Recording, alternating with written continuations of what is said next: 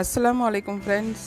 எல்லா புகழும் இறைவனுக்கே. ரொம்ப நாளாச்சு வீடியோ போட்டு, கொஞ்சம் ஹெல்த் ப்ராப்ளம், அதனால தான் என்னால் தொடர்ந்து வீடியோ கொடுக்க முடியல. கண்டிப்பாக இனிமேல் வந்து தொடர்ந்து வீடியோ கொடுக்கறதுக்கு முயற்சி பண்ணுறேன். என்னுடைய குரலை பார்த்தா உங்களுக்கே தெரிஞ்சிருக்கும். கொஞ்சம் கோல்டு, தொண்டை வலி, அதனால தான் என்னால் வாய்ஸ் கொடுக்க முடியல, தெளிவாகவும் இருக்காது அப்படின்னு. இப்போ கொஞ்சம் பரவாயில்ல.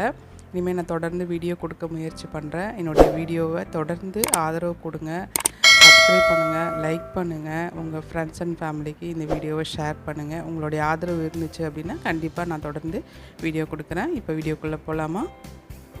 இன்றைக்கி நான் வந்து 1 கிலோ பட்டர்ஸ்காட்ச் கேக் தான் செய்ய போகிறேன். இதுக்கு வந்து பட்டர்ஸ்காட்ச் எசன்ஸு சேர்த்து நான் வந்து ஸ்பாஞ்ச் கேக் ரெடி பண்ணி வச்சுருக்கேன். அதை 3 லேயராக கட் பண்ணி எடுத்து வச்சுருக்கேன்.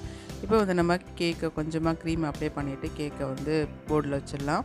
இதில் வந்து நான் பாலில் சர்க்கரை சேர்த்து கரைச்சிட்டு தான் நினச்சிருக்கேன், சுகர் சிரப்பு சேர்க்கலை. இது நல்லா ஸ்வீட்டாக இருக்கும், கேக்கு நல்லா ஜூஸியாக இருக்கும், அதுக்காக தான். இப்போ ஃபஸ்ட்டு லேயரில் நம்ம க்ரீம் அப்ளை பண்ணிக்கலாம்.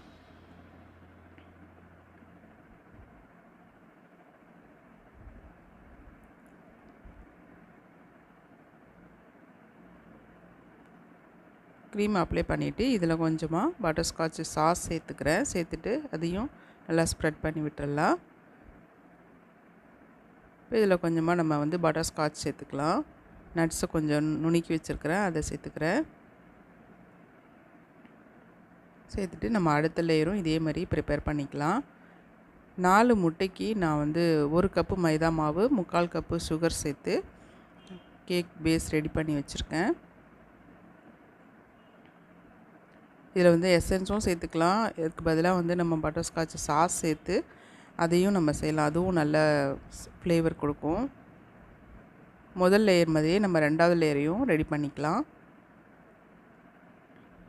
நீங்கள் வந்து கும்பகோணம் சரௌண்டிங்கில் இருந்தீங்கன்னா எங்கக்கிட்ட கேக் ஆர்டர்லாம் நீங்கள் வந்து பண்ணிக்கலாம். அதோட வாட்ஸ்அப் நம்பர் நான் வந்து ஸ்க்ரீனில் ஆட் பண்ணுறேன், பார்த்துக்கோங்க.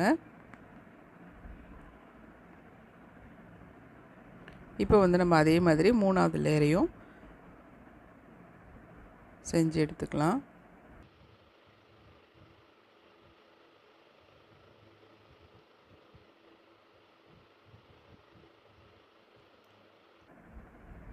இந்த மாதிரி ஒயிட் கலரில் க்ரம் கோட் கொடுத்துட்டு நம்ம ஒரு 1/2 மணி நேரம் ஃப்ரிட்ஜில் வச்சு செட் பண்ணி எடுத்துட்டு அதுக்கப்புறமா நம்ம வந்து மேலே உள்ள அந்த கலரு கோட்டிங் கொடுக்கணும். அதுக்கு நான் வந்து எந்த விதமான கலரும் இதில் யூஸ் பண்ணல. பட்டர்ஸ்காட்ச் சாஸ் தான் சேர்த்து விப்பிங் க்ரீமில் பீட் பண்ணி எடுத்து வச்சுருக்கேன். இப்போ வந்து இந்த கேக்கை வந்து நம்ம ஒரு 1/2 மணி நேரம் ஃப்ரிட்ஜில் செட் பண்ணி எடுத்துகிட்டு வந்துடலாம். அப்போ தான் வந்து நம்ம மறுபடியும் மேலே உள்ள கோட் கொடுக்கும்போது நமக்கு வந்து நல்லா ஃபிட்டாக வரும்.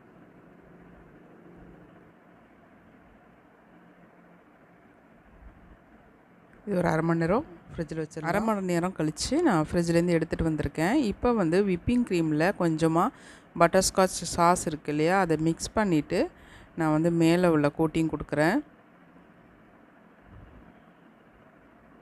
நம்ம இதுக்கு வந்து கலர் எதுவும் ஆட் பண்ண தேவையில்லை, இதுவே லைட் கலரில் நல்லாயிருக்கும் பார்க்குறதுக்கு.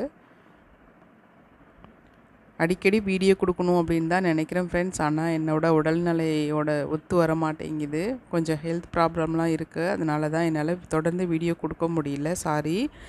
ஆனால் நீங்கள் கொடுக்குற இந்த லைக் அப்படிங்கிற டானிக் தான் எனக்கு ஒரு உற்சாகத்தை கொடுக்கும். என்னுடைய வீடியோ பார்க்குற ஃப்ரெண்ட்ஸ் எல்லோரும் லைக் பண்ணுங்கள், என்னுடைய சேனல் பிடிச்சிருந்தா சப்ஸ்கிரைப் பண்ணுங்கள். அப்போ தான் எனக்கு ரொம்ப ரொம்ப உற்சாகமாக இருக்கும். உங்களுக்காக நான் வீடியோ கொடுக்கணும் அப்படின்னு நான் அதிகமாக முயற்சி எடுப்பேன்.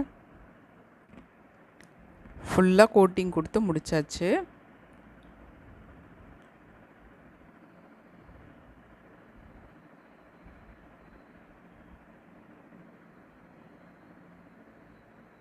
இந்த எட்ஜஸ்லாம் சரி பண்ணிவிட்டு மேலே நம்ம வந்து டெக்கரேட் பண்ணிக்கலாம்.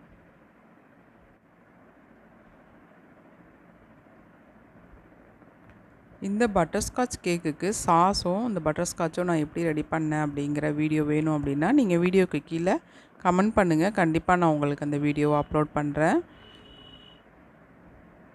இப்போ சைட்லலாம் அந்த பட்டர்ஸ்காட்சை வந்து அப்படி லைட்டாக நம்ம ப்ரெஸ் பண்ணி விட்டோம் அப்படின்னா பார்க்குறதுக்கே அழகாக இருக்கும், சாப்பிடும்போதும் நல்லா க்ரன்ச்சியாக நல்லாயிருக்கும்.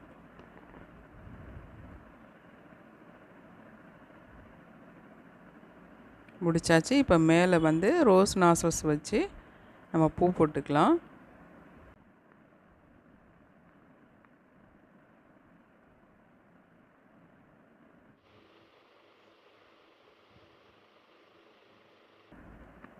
இப்போ நடுவில் பட்டர்ஸ்காட்ச் சாஸை நம்ம ஊற்றிடலாம்.